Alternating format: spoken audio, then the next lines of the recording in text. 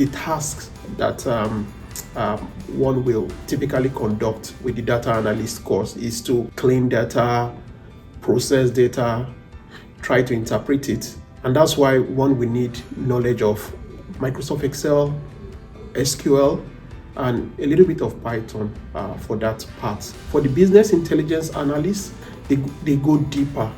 So they have the understanding of the business and they try to apply it to data. And that's why skills like visualization comes in. How do you interpret these results to stakeholders?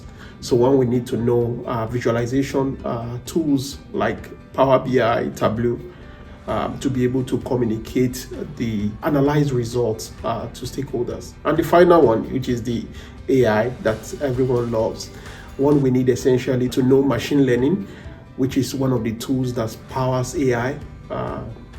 Deep learning is one of them, and all like that. So yeah, those are the differences between the three courses.